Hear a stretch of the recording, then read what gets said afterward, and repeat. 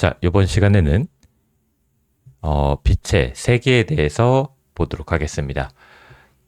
자, 우리가 지금까지 빛의 측정 방법, 그리고 휘도, 조도, 그리고 광속 이런 용어들을 다뤄서 빛을 어떻게 표현하고 어떻게 다루게 되는지에 대해서 이야기를 했었습니다. 그래서 오늘은 이제 빛의 세기에 대해서 얘기를 나눠보도록 하겠습니다.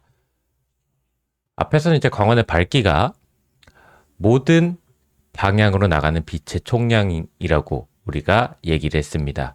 조도는 표면에 닿는 빛의 양이었고, 휘도는 그런 표면에서 특정 방향 쪽으로 나오는 빛의 총량이었습니다. 그리고 우리가 이제 새로운 개념을 하나 넣어볼 수가 있습니다. 바로 면광원이라고 얘기를 합니다. 면적을 가진 광원을 우리가 이제 면광원으로 이야기를 합니다. 반대로 이제 점이나 스포트라이트처럼 이제 조그만한 점에 이제 반사가 되는 부피가 없는 조명을 우리가 점광원이라고 부르기도 합니다. 실제 생활의 대부분은 이렇게 빛이 특정 면에 비치는 면광원으로 우리가 파악을 할 수가 있습니다. 자, 그래서 punctual이라는 이제 정확한이라는 뜻을 표현하는 punctual right 이런 이제 용어를 많이 쓰기도 하고요.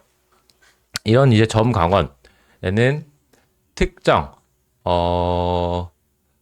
특징이 있습니다. 그 중에 이제 우리가 많이 알고 있는 아이소트로픽 등방성이라는 표현이 있고요.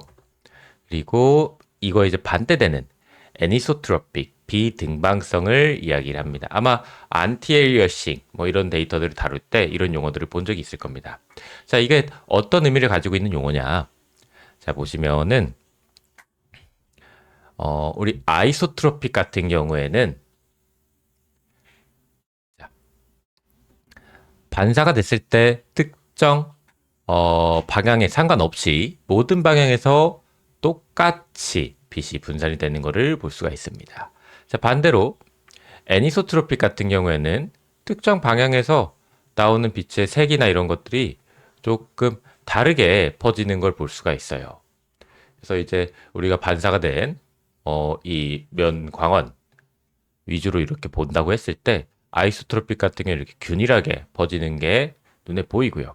애니스트로픽 BRDF 같은 경우에는 좀 이렇게 불규칙적으로 약간 빛이 퍼지면서 반사가 되는 걸 확인할 수가 있습니다. 그래서 아이소트로픽 같은 경우에는 이제 우리가 실시간 렌더링에서 굉장히 많이 사용되는 단순한 방식이고, 애니소트로픽 같은 경우에는 되게 사실적이긴 하지만 우리 이제 실시간 렌더링 게임 같은 경우에는 사실적인 것보다 직관적인 게 조금 더 잘 어울리는 경우가 많습니다. 그래서 이렇게 아이소트로픽을 많이 사용하는 것들을 볼 수가 있어요. 그래서 그 다음으로 볼 거는 이제 점광원과 명광원이 서로 약간 빛의 세기를 설정하는 방법에서 차이를 둬야 됩니다. 그래서 점광원은 광도를 기준으로 설정을 하고, 명광원은 우리가 광속, 루멘을 기준으로 설정을 해야 됩니다. 자, 점광원은 특정 방향으로만 빛이 가기 때문에 전체 빛의 양인 광속을 사용하면 우리가 원활하게 측정하기가 어렵습니다. 그래서 여러 단위를 사용하는 게 복잡할 수 있기 때문에 점광원 같은 경우에는 특정 방향으로 빛이 얼마나 가는지를 표현하고, 그리고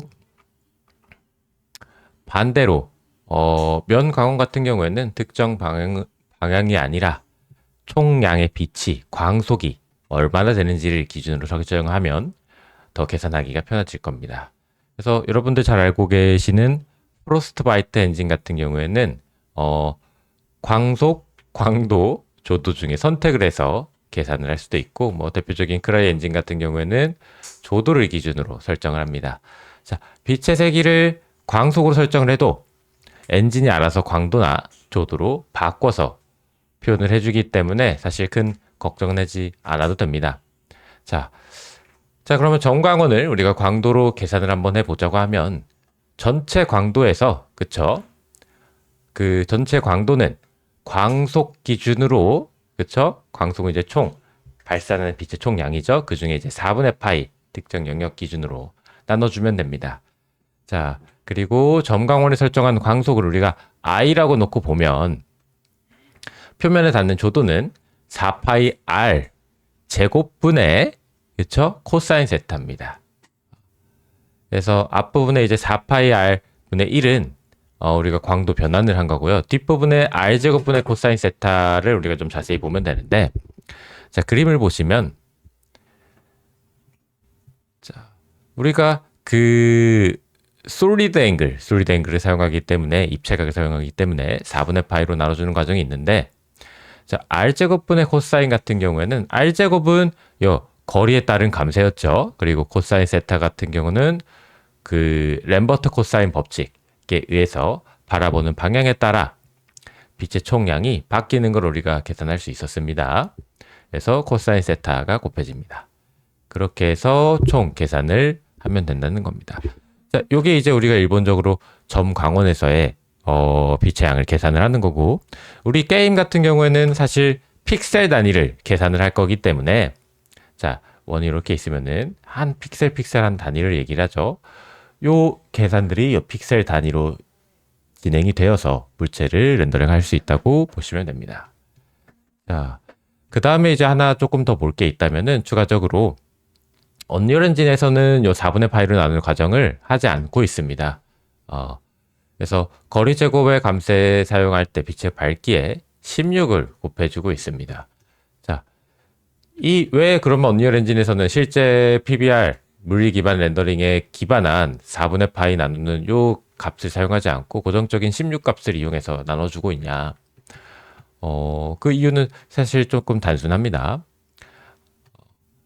실제 그 연산 양을 조금 고려해 본 걸 수도 있고, 뭐 요거 이제 인터뷰 영상인데, 뭐 그냥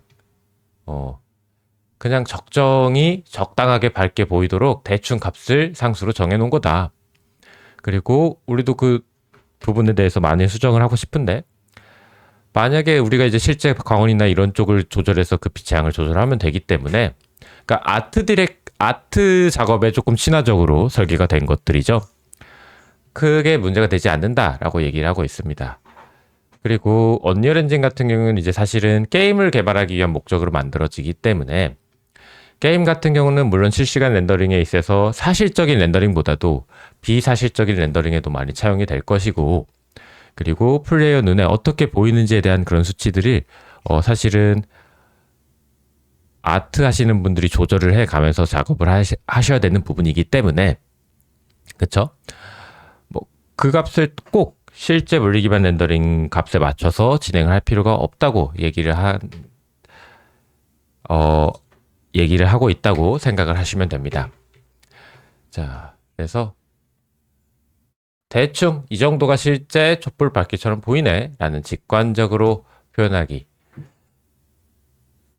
때문에 그냥 해당 값을 사용했다고 보시면 됩니다. 큰 의미가 있다고 보시면은 이해하기 어려울 수 있습니다. 그래서 16을 제거하고 4파이로 곱하는 것도 뭐 여러분들의 엔진을 커스터마이징 한다면 충분히 사용 가능합니다.